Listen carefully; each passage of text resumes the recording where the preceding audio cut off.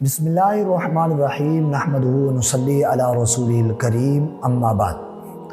بسا اوقات کسی شخص کو زیادہ سخت زکام لگا ہو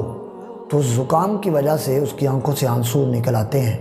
تو کیا یہ جو پانی بہتا ہے اس کی آنکھوں سے زکام کی وجہ سے، اس سے وضو ٹوٹے گا یا نہیں ٹوٹے گا؟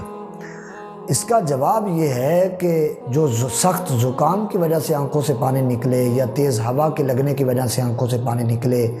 یا رونے کی وجہ سے جو آنسو نکلتے ہیں، ان سے وضو نہیں ٹوٹتا ہے۔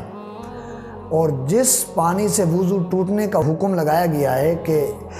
وہ کون سا پانی ہے جو آنکھوں سے نکلے تو اس سے وضو ٹوٹ جاتا ہے، وہ یہ پانی ہوتا ہے کہ جو آنکھ درد ہو رہی ہو اور اس کے ساتھ پانی نکل رہا ہو، یعنی آنکھوں کو درد ہے اور اس سے پانی نکل رہا ہے، تو اس سے وضو ٹوٹنے کا حکم جو ہے نا وہ لگایا گیا ہے کہ اس سے وضو ٹوٹ جاتا ہے۔ اس کی وجہ یہ ہے کہ جب یہ پانی نکلے گا درد کی وجہ سے تو اس میں خون اور پیپ وغیرہ کا گمان ہوتا ہے،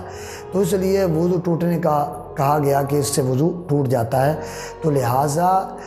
دوبارہ وضو کرنے کا حکم دیا گیا۔ لیکن جو تیز ہوا کے لگنے کی وجہ سے آنسو نکلتے ہیں آنکھوں سے، یا رونے کی وجہ سے آنسو نکلتے ہیں، یا سخت زکام کی وجہ سے آنکھوں سے جو پانی وغیرہ نکلتا ہے، اس سے وضو نہیں ٹوٹتا ہے، بشرطے کہ آنکھوں میں درد نہ ہو،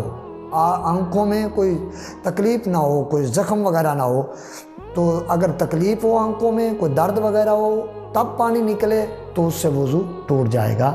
اگر تین جہتوں کے ساتھ پانی نکلتا ہے آنکھوں سے، یعنی تیز ہوا کے لگنے کی وجہ سے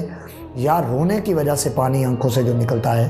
اور تیسرا جو سخت زکام کی وجہ سے آنکھوں سے پانی نکلتا ہے، ان تینوں پانیوں کے نکلنے کی وجہ سے وضو نہیں ٹوٹتا۔ لیکن آنکھوں میں اگر درد ہو، درد کی وجہ سے پانی نکلے، یا آنکھوں میں کوئی تکلیف وغیرہ، کوئی زخم وغیرہ ہے اس کی وجہ سے آنکھوں سے پانی نکلے، تو اس پانی کے نکلنے سے وضو ٹوٹ جائے گا، لہذا دوبارہ وضو کرنے کا حکم دیا گیا ہے۔ اس لیے دیا گیا ہے کیونکہ اس پانی میں جب آنکھوں میں درد ہوگا یا زخم وغیرہ ہوگا تو تب جو پانی نکلتا ہے اس میں خون اور پیپ کا گمان ہوتا ہے، اس لیے وضو کے توڑنے کا کہا گیا کہ وضو ٹوٹ جاتا ہے اور دوبارہ وضو کرنے کا کہا گیا ہے شریعت میں۔ تو لہذا دعا ہے کہ اللہ کے کائنات کی بارگاہ میں اللہ پاک ہم تمام کو دین متین پر عمل کرنے کی توفیق عطا فرمائے، آمین۔ وآخر دعوانا ان الحمدللہ رب العالمین۔